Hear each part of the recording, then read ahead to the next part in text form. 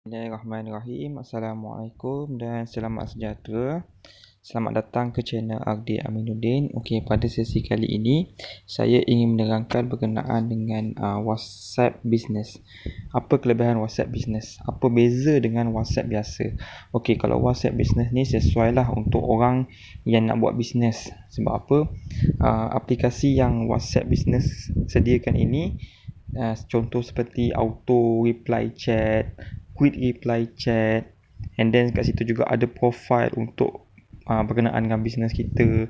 Siap ada dengan maps, peta untuk orang mencari lokasi perniagaan kita, dan juga ada waktu urus niaga.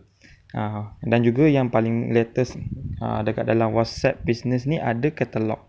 Katalog tu seperti orang kata apa, macam majalah jugalah. Kita boleh tunjuk apa produk yang kita jual. Jadi sangat berbeza dengan WhatsApp biasa. WhatsApp biasa ni sekadar untuk nak chatting, sekadar untuk nak video call, voice call. Di WhatsApp Business juga ada semua tu, sama je macam WhatsApp biasa, cuma ada penambahan yang seperti saya cakap tadilah. So kalau sesiapa yang buat bisnes, saya galakkan anda download aplikasi WhatsApp Business ni untuk kemudahan bisnes anda juga. Okey, saya nak tunjuk apa kelebihan di WhatsApp Business ini. Okey, first kali, ini contoh saya nak tunjuk. Kita tekan di setting ini, ada business setting. Okey, di business setting ni kita ada katalog. Okey, kat sini kita boleh upload lah apa-apa produk yang kita nak upload. And then di business profile, ini adalah business profile yang saya tak edit lagi. Contoh kalau nak edit, tekan saja di gambar pensel ni, and then kat sini kita boleh letak lah apa yang kita jual. Kedai menjual ni seluar dan pakaian, contoh. Jadi kita boleh letak nama kedai kita. Kita juga boleh letak address kita. Kita boleh update location yang kita nak di mana. Contoh saya update, contohlah saya saja update di sini. Saya tekan done. And then saya tekanlah kepada clothing. Business hour. Kita boleh setting sendirilah kita nak bila. Kalau kita rasa kita nak ada by appointment only, kita boleh buat sentiasa buka, ataupun kita boleh pilih jam yang kita nak. Contoh kalau kita rasa kita buka Isnin hingga Jumaat, so kita boleh setting lah kita punya waktu urus niaga daripada pukul berapa sehingga pukul berapa. Tapi kalau kita punya waktu urus niaga tu adalah 24 jam buka sepanjang masa, so kita boleh tetapkan always open. Bila always open ni sentiasa buka lah. Dan kat sini juga kita boleh letak website kita. Apa website yang kita ada kaitan dengan bisnes kita tu, kita masukkan sekali. And then kita boleh letaklah sedikit apa-apa info berkenaan dengan kita punya ni lah. And then bila dah siap, kita tekan save. So secara tak langsung detail urus niaga kita tu ada di sini. Seluar dan pakaian, kat sini ada 24 jam. So dia tunjuk hari Khamis. Mesti buka lagi. So sangat menarik lah. Kalau compare dengan WhatsApp biasa, tak ada semua ni. Hanya sekadar profile biasa, gambar kita dan sedikit tentang kita punya status.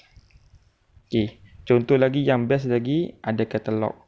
Di katalog ni kita boleh add produk lah. Contoh saya nak add produk. Contohlah saya rasa saya nak add produk berkenaan dengan kopok. Saya boleh add produk berkenaan dengan kerepek contoh.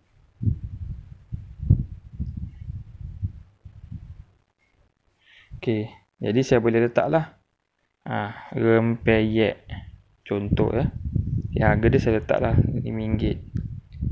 And then kita juga boleh letak description, contoh macam rempeyek kacang. Kita juga boleh rempeyek kacang, ikan bilis, dan lain-lain. Kat sini kalau ada link seperti link WhatsApp ke kan, kita boleh letak lah. And then produk apa yang kita tu untuk kod.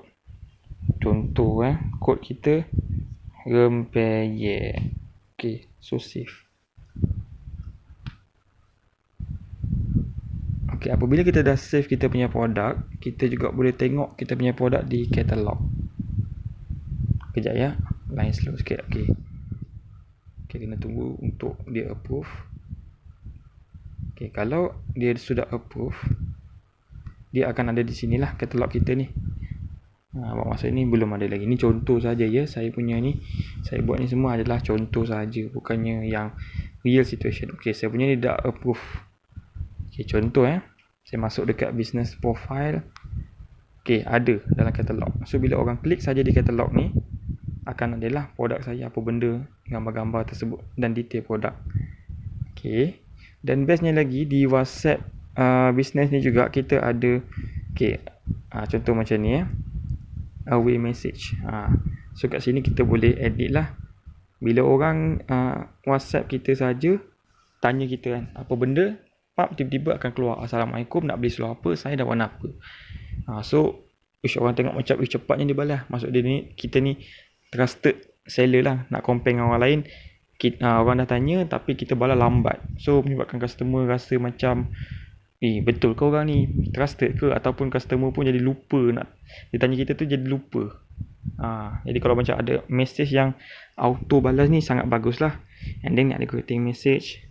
Ni berkenaan dengan macam tu ya. Great customer when they message you the first time or after 40 days of no activity. Maksud dia customer tu first time WhatsApp kita, dia akan keluar greeting message ni macam hi, Assalamualaikum, semoga anda bahagia apa semua kan, anda nak beli apa, contoh macam tu. And then selepas 14 hari dia chat, dia tak pernah chat dengan kita apa-apa pun, tak ada contact kita apa pun, dan dia tanya balik kita, dan automatic akan keluar balik benda ni lah, greeting message ni. Okay, ni contoh saja. Quick reply ni pun sama. Contoh macam saya letak saya tambah yang baru nak seluar apa, contoh kita buat sini seluar. Keyword dia pants. Saya pun save. So contoh kalau saya nak try quick punya ni kan, contoh suamiku.